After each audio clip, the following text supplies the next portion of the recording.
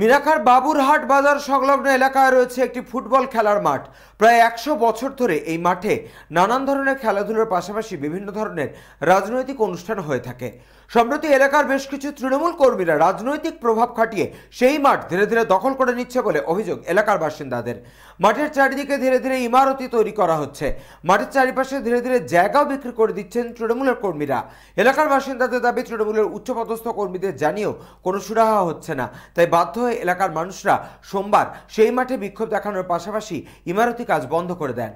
স্থানীয় যারা ক্ষমতাধারী প্রশাসন যারা ক্ষমতায় আছে, টিএমসি পার্টির নেতৃস্থানীয়দের থেকে মদত দিয়ে এই মাঠটা বেদখল করা হচ্ছে এবং এখানে ইমারত তৈরি করা হচ্ছে।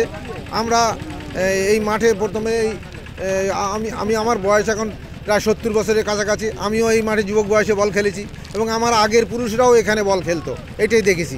এখন এই মাঠটা হঠাৎ করে ইমারত তৈরি করে বেদখল করে দিচ্ছে। শুনছি যে মালিক পক্ষ নাকি বিক্রি করে দিয়েছে, কিন্তু না, মালিক পক্ষই তো এই মাঠটা আমাদের খেলার অনুমতি দিয়েছিল এলাকার ছেলেপিলেদের, এবং সেই বহুদিন থেকে আমরা এখানে খেলাধুলো করি। আমাদের ছেলেপিলেরাও বর্তমানে খেলাধুলো করে থাকে। এখানে কলকাতার বড় বড় প্লেয়াররা, বড় বড় খেলোয়াড়রাও এসে এখানে খেলাধুলো করে গেছে এবং এটা বেশ এর নাম আছে, সুনাম আছে। এটা বেশ আন্তর্জাতিক মাঠ বলতে গেলে। হ্যাঁ, এবং এই খেলার মাঠটা ওরা দখল করে নিচ্ছে। আমরা চাচ্ছি আমাদের মাঠ যেমনভাবে ছিল তেমনভাবেই থাকবে, এবং যখন প্রশাসন বা নেতৃস্থানীয়কে জানিয়ে কোনো ফায়দা পাচ্ছিলাম না, তখন আমরা জনগণকে এটা সচেতন করার জন্য আমরা এই আন্দোলন নেব।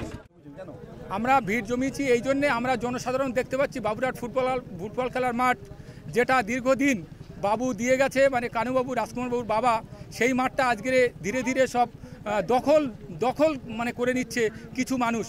তাদের দখলমুক্ত করার জন্য আমাদের এই জমায়েত, যাতে দখলমুক্ত হয়, প্রশাসনের কাছে আমি আবেদন রাখবো এবং আমাদের টিএমসি পার্টির যারা হাই অথরিটি আছে তাদের কাছে আমি দাবি রাখবো, যাতে এখানে কোনো ইমারত না গড়ে ওঠে এবং এখানে যাতে ফুটবল খেলার মাঠ বজায় থাকে।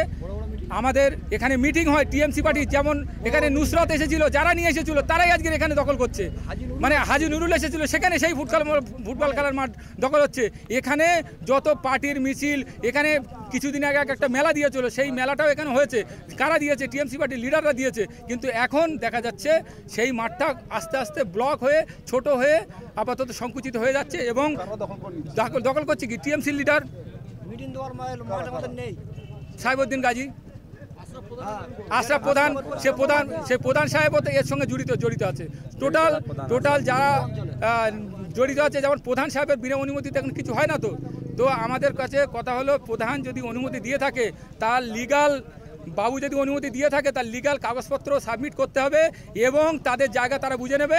আমরা তাতে কোনো রকম আবেদন করব না, কিন্তু লিগাল কাগজপত্র না থাকাকালীন তারা যেন এই ইমারত না তৈরি করে, এবং এটা যেন প্রশাসনের কাছে আমি বলবো এটা বন্ধ হয় ইমিডিয়েটলি।